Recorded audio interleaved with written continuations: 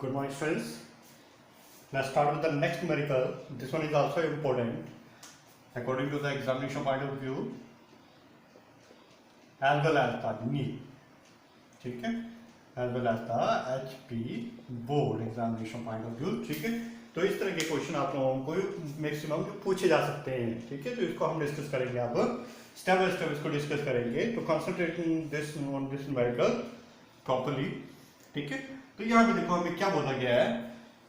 Find the acceleration of the two blocks. दो blocks की acceleration हम लोगों को फाइंड आउट करनी है. ठीक है, two blocks and tension in the string for the arrangement. ठीक है, और टेंशन फाइंड आउट करनी है. ठीक है, हम लोगों को सॉल्यूशंस में जो जो चीजें पूछी हुई हैं उसको लिखते चलते हैं. हमें एक तो बोला गया है कि एक्सेलरेशन फाइंड आउट करो पूरे के पूरे सिस्टम की. दो ब्लॉक हैं तो दो ब्लॉक का मतलब पूरा सिस्टम को ही बोला गया है. ठीक है, as well as the tension in the string. ठीक है, साथ साथ में किसको बोला गया है, टेंशन के लिए बोला गया है. As shown in the figure, जैसे फिगर में बताया गया, assume that plane on the surface of the smooth. यानी कि ब्लॉक और ये जो प्लेन बनाया हुआ हम लोगों ने, इन दोनों का सरफेस जो है वो एकदम से स्मूथ है. जब स्मूथ है तो इसका मतलब इसमें कोई भी फ्रिक्शनल फोर्स एक्ट नहीं करेगी.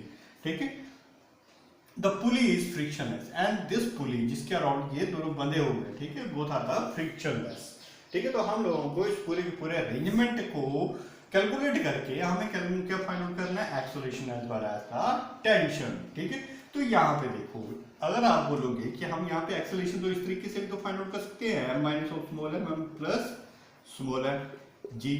ठीक है, तो ये भी तो फार्मूला पड़ा हमारे पास पूरी सिस्टम के लिए. नहीं, this formula is valid only for those system in which both masses are under the influence of the gravity alone. ठीक है, किसके इन्फ्लुएंस में होंगे, ग्रेविटी के इन्फ्लुएंस में ही मूव करेंगे. बट यहाँ पे हम इन सिस्टम को किसके अंदर रख रहे हैं, एक प्लेन के ऊपर रख रहे हैं, तो ये टोटली ग्रेविटी के इन्फ्लुएंस में नहीं आएगा. ठीक है, due to this plane its motion will be somewhat different. ठीक है, इस प्लेन की वजह से क्या हो रहा है, इन दोनों का मोशन जो वो डिफरेंट हो जाएगा. इसलिए हम इस फार्मूले का यूज नहीं कर सकेंगे यहाँ पे. ठीक है, अब देखो यहाँ पे कुछ एक हम इसमें वेक्टर्स के ड्रॉ करते हैं. तो वेक्टर्स को ध्यान में देखो, अगर मैं इन दोनों को सेपरेटली ड्रॉ कर लेता हूँ. ठीक है, ये मेरे पास एक प्लेन आ गया और ये दूसरा प्लेन, इसके ऊपर ये बॉडी पड़ी हुई है 3 kg की. ठीक है, अब ये बॉडी जो है 3 kg की पड़ी हुई है. ठीक है, अब इसका वेट जो है वो किस तरफ लाइज करेगा. चलो एक काम करते हैं, इसी में ड्रॉ कर देते हैं. वेट जो है वो किस तरफ लाइज करेगा, ऑब्वियसली वर्टिकली डाउनवर्ड. ठीक है, W इज इक्वल टू, इसको स्मॉल m मान लेते हैं, m1 मान लेते हैं, इसको m1 और इसको मान लेते हैं m2. ठीक है, weight is equal to m into G, m1 into G. बन गया ये. अब देखो नॉर्मल रिएक्शन. नॉर्मल रिएक्शन के बारे में हम लोगों ने पढ़ा हुआ था कि अगर सरफेस ऐसा है, कोई बॉडी यहाँ पे पड़ी हुई है इस बॉडी सरफेस के ऊपर, तो वेट किस तरफ लाइज कर रहा है, वर्टिकली डाउनवर्ड.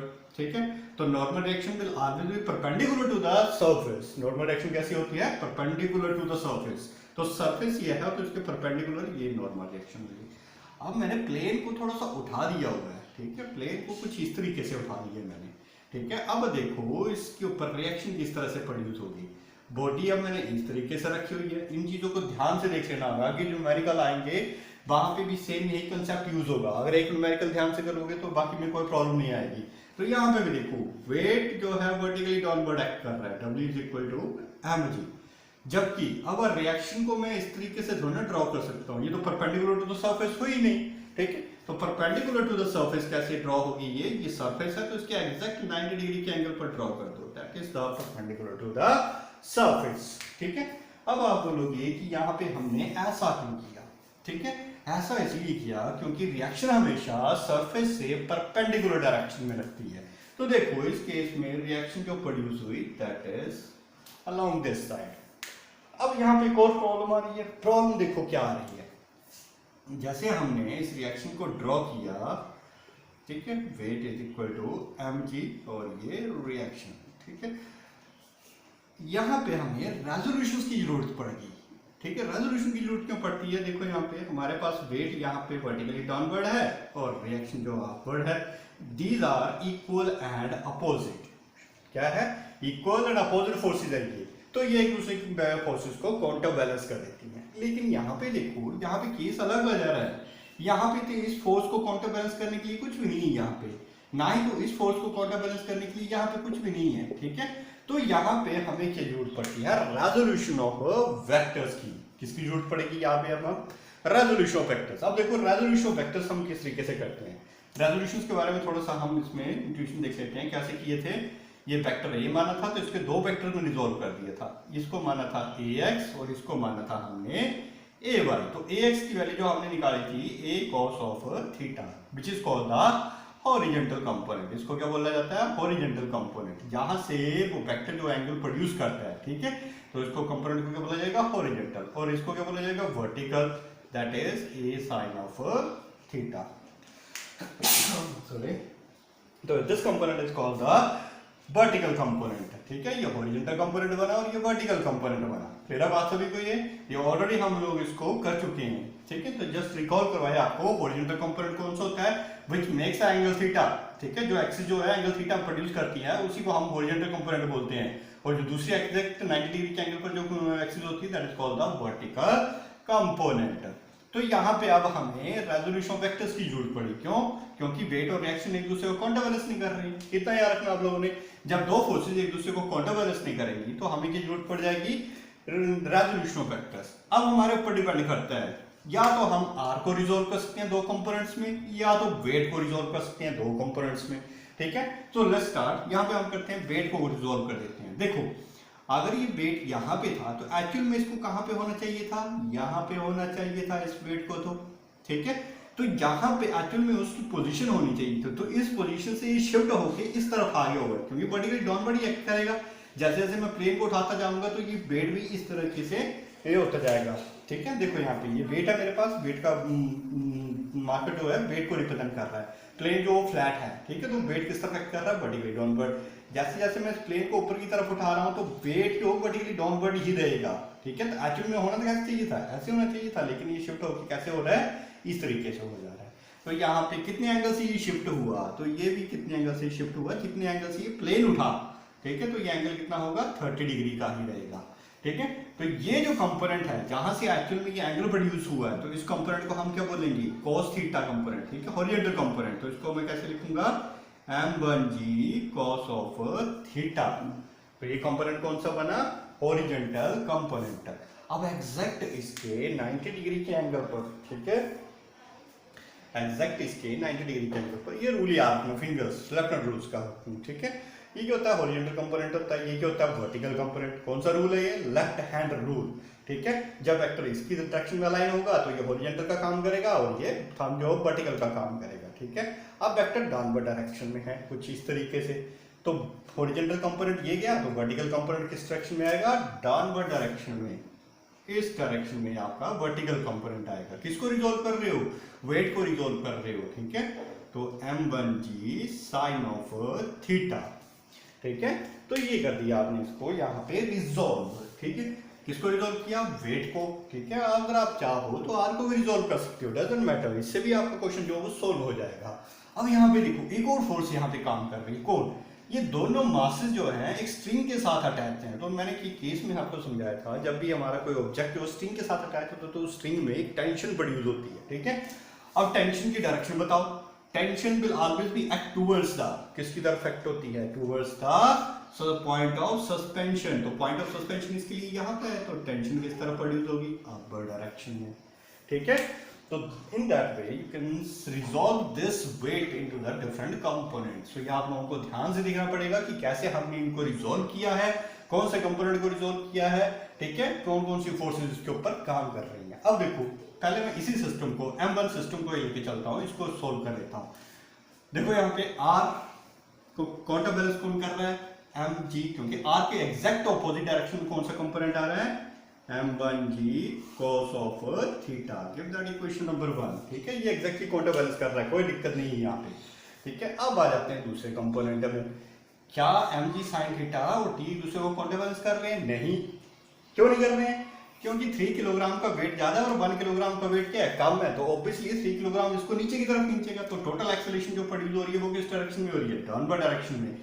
तो टेंशन और mg cos sin थीटा में कौन सा कंपोनेंट बड़ा हुआ फिर, ठीक है।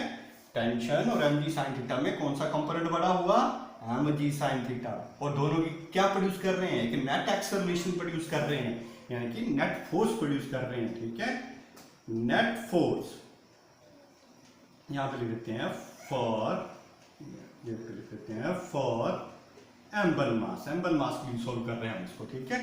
तो net force is equal to, कौन सा फोर्स कंपोनेंट ज्यादा हुआ, टेंशन ज्यादा हुई कि एम जी साइन थीटा, एम जी साइन थीटा बड़ा हुआ, क्योंकि बॉडी जो नीचे की तरफ आ रही है, जो बॉडी नीचे की तरफ आ रही है, तो इस कंपोनेंट का अमाउंट क्या होगा, ज्यादा होगा, और इसका क्या हो रहा है, कम हो रहा है। तो इसको मैं ऐसे लिख दूं, M ji sine of theta minus of T, लिखते हैं ना इसको ऐसे।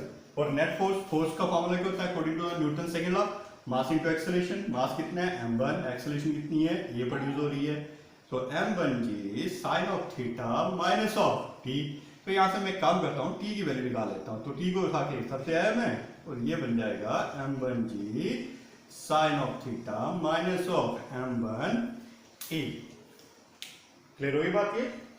अब आ जाते हैं, हमने फर्स्ट मास की सारा का सारा सोल्यूशन कर लिया, जो जो इसकी पॉसिबिलिटी थी इक्वेशन बनाने की, वो इक्वेशन हमने बना ली, ठीक है। इक्वेशन नंबर 2, जरूर नहीं कि सारी सारी इक्वेशन यूज हो, ठीक है, हो सकता है नहीं भी हो, तो हमें अप्रोप्रिएट रिजल्ट बनाने के लिए किसी भी इक्वेशन का यूज कर सकते हैं। अब आ जाते हैं फॉर मास 2, m2 मास के लिए सॉल्व करते हैं। अब m2 मास के ऊपर आ जाओ, देखो यहाँ पे वेट किस तरह अफेक्ट करता है, vertically downward, W is equal to m2g। यहां पे रेजोल्यूशन की जरूरत है, नहीं है जरूरत, क्यों, क्योंकि एग्जैक्टली ये वेट जो वो काउंटर बैलेंस हो रहा है, किस कौन सी फोर्स के साथ, अरे टेंशन फोर्स, टेंशन जो किस तरफ लगेगी, towards the point of suspension, किसकी तरफ एक्ट कर रही है, पॉइंट ऑफ सस्पेंशन की तरफ एक्ट हो रही है ये, ठीक है। तो यहाँ पे हमें रेजोल्यूशन की जरूरत ही नहीं पड़ी, क्योंकि वेट ने एग्जैक्टली काउंटर बैलेंस कर दिया, किसने, टेंशन ने बैलेंस कर दिया।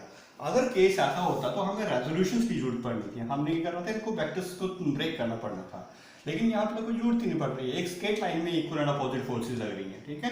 तो इसको मैं ऐसे लिखता हूँ, टेंशन, अच्छा वन मोर थिंग, और ये सारी की सारी बॉडी जो है, सिस्टम जो है, किस तरफ जा रहा है, ये तो नीचे की तरफ आ रहा था, अब मैं अगर इसको सेपरेटली देख रहा हूँ, तो ये सिस्टम किस तरफ जा रहा है, ऊपर की तरफ जा रहा है, कितने एक्सेलरेशन के साथ, ये एक्सेलरेशन के साथ। तो जब ये ऊपर की तरफ जा रहा है, तो क्या कर रहा है, अनबैलेंस्ड फोर्सेस आ रही हैं, तो अनबैलेंस्ड फोर्सेस के लिए हम क्या करते हैं, नेट फोर्स, यानी कि रिजल्टेंट फोर्स कितनी आ रही है, ठीक है, रिजल्टेंट फोर्स। अब इन दोनों में बताओ कौन सा अमाउंट ज्यादा है, टेंशन ज्यादा है या वेट ज्यादा है। ऑब्वियसली बात है, वो सिस्टम ऊपर की तरफ जा रहा है, m2 सिस्टम जो ऊपर की तरफ जा रहा है, तो टेंशन क्या होगी, ज्यादा ही होगी। तो यहाँ पे मैं ऐसे लिख दूं, टेंशन ज्यादा और m2g छोटा है। क्लियर होगी बात। अच्छा वन मोर थिंग, अब यहाँ पे mass into acceleration, force Newton का सेकंड लॉ अप्लाई किया, तो किसके इक्विवेलेंट होता है, mass into acceleration, m1 is equal to t minus of m2g। Clear होगी बात। यहां से हम काम करते हैं, t की वैल्यू फिर से निकाल लेते हैं, तो t इसको उठाओ इस तरफ ले आओ, तो t बन जाएगा मेरे पास m1a plus of m2g, give that equation number 2, ठीक है। यहाँ पे कोई गड़बड़, अच्छा हाँ, यहाँ पे m1 नहीं है, m2 है, ये m2, ठीक है। तो दी जाता है m2। तो दोनों केसेस में मैंने क्या किया, टेंशन को कैलकुलेट करिए, दो इक्वेशन मैंने बना ली यहाँ पे, ठीक है, इक्वेशन 2 एंड 3, 1 2 एंड 3 इक्वेशन बना ली, ठीक है। अगर इक्वेशन 1 की जरूरत पड़ेगी तो हम कहीं पे इसको यूज कर सकते हैं। अब देखो, अगर मैं काम करूँ कि 3 इक्वेशन को उठा के इसमें डाल देता हूँ, सब्स्टिट्यूट कर देता हूँ, या इसकी इक्वेशन को उठा के इसमें सब्स्टिट्यूट कर देते हैं, तो देखो यहाँ पे हम इक्वेशंस को कुछ इस तरीके से अरेंज कर सकते हैं। देखो क्या बन जाएगा मेरे पास, यहाँ पे इक्वेशन, एक काम करते हैं, इसको डालते हैं, इसमें डाल देते हैं, तो कोई दिक्कत नहीं, ये बन जाएगा मेरे पास m1g साइन ऑफ थीटा, ठीक है, minus of m1a will be equal to the, ये इक्वेशन क्या है, m2a plus of m2g। Clear हो गई बात ये, ठीक है। अब हम इस इक्वेशंस को थोड़ा सा मॉडिफाई कर लेते हैं। मॉडिफाई क्या करना है, हमने निकालना क्या था, एक्चुअल में एक्सेलरेशन निकालनी थी पहले, ठीक है। देखो एक्सेलरेशन ये भी आ रही है, ये भी आ रही है, एक काम करता हूँ, हम नेगेटिव में किसी चीज़ को नहीं लेते हैं, तो ये नेगेटिव में पड़े, इसको उठा के इस तरफ ले जाओ, तो इसको मैं कुछ इस तरीके से लिख दूँ, m1g साइन ऑफ थीटा, इसको उठा के इस तरफ ले आया, minus of m2g will be equal to the, ये ऑलरेडी यहाँ पे था m2